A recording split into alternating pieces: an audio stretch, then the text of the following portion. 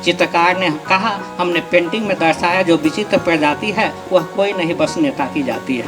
कोई माइक से यदि नेता के विषय में बोले तो आप समझिए कि हमारे बिहार के नेताओं से उनका कोई संबंध नहीं है। कोई उधर मणिपुर, त्रिचूर और असम के नेताओं के विषय में कहा जा रहा है।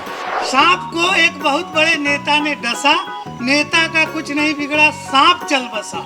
क्योंकि नेता के सांप के एक फन में जहर होता है, नेता के हर फन में जहर होता है। लेकिन नेता और सांप में एक विशेष समानता होती है। सांप काटता है तो एक आदमी को लहराता है, नेता काटता है तो पूरा देश लहराता है। चित्रकार ने एक ऐसी पेंटिंग बनाई जिसकी ख्याति दूर दूर तक छाई। वाकई लाजवाब तरीके से बनाई गई थी, कई जानवर के अंगों से सजाई गई थी। कुछ हिस्से गिद्ध के, कुछ लोमड़ी के, कुछ गिरगिट के, कुछ मगरमच्छ के, तो कुछ हिस्से सांप के थे। ढंग इनके अपने आप के थे। पेंटिंग करोड़ों में नीलाम हो गई। चित्रकार की फटेहाल स्थिति भी मालामाल हो गई। मीडिया वालों ने चित्रकार से पूछा, आपकी पेंटिंग में नए प्राणी का स्वरूप झलकता है, इस धरती के किसी प्राणी से नहीं इसका रूप मिलता है। चित्रकार ने कहा, हमने पेंटिंग में दर्शाया जो विचित्र प्रजाति है वह कोई नहीं बस नेता की जाती है।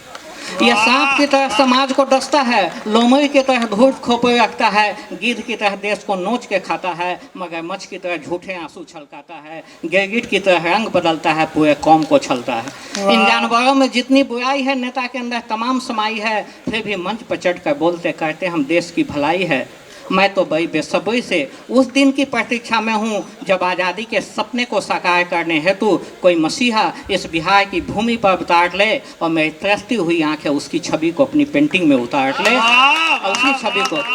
किंतु प्रतीक्षा की घड़ी अब खत्म हो गई है। किंतु प्रतीक्षा के आपको समर्पित है देवेश बाबू। किंतु प्रतीक्षा की घड़ी अब खत्म हो गई है। बिहार को मिलने लगी नई रोशनी है, बड़ी तेजी से बदल रही बिहार की सूरत है और सच में यहाँ की जनता को इस सरकार की सख्त जरूरत है, सख्त जरूरत है। धन्यवाद। हमने बैठ करके और नेता पर किए गए व्यंग को स्वीकार कर रहे हैं। ये खूबसूरती केवल बिहार की संस्कृति में है, बाकी जगह तो मतलब उतार देंगे और क्या क्या करेंगे।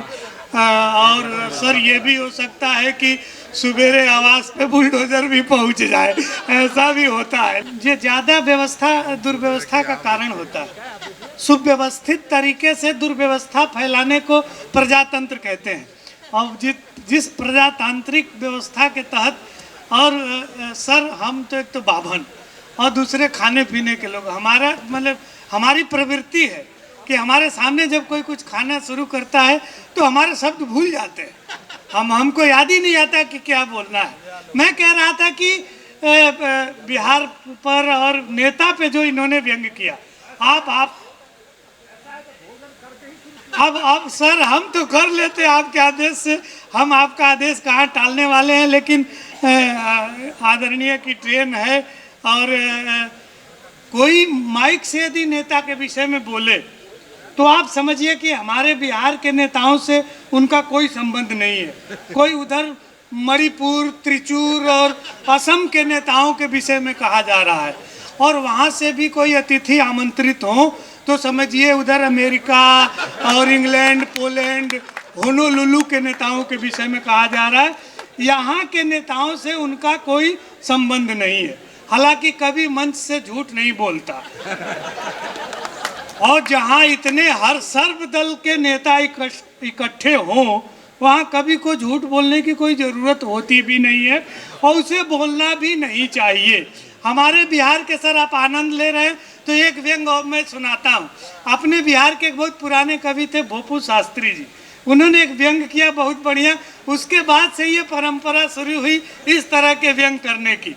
अपने पूर्वजों को भी स्मरण कर लिया जाए।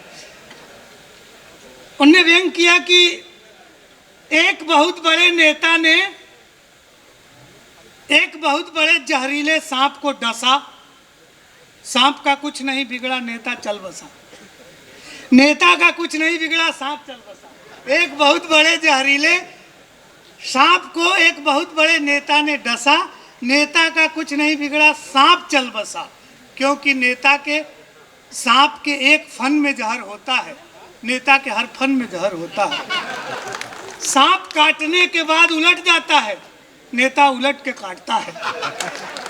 लेकिन नेता और सांप में एक विशेष समानता होती है। सांप काटता है तो एक आदमी को लहराता है, नेता काटता है तो पूरा देश लहराता है। ये हमारे अब ये तो सर आप बड़े लोग बताएंगे, हमको सांपों की पहचान कहाँ है। हम कहाँ बता पाएंगे कौन सांप कैसे है।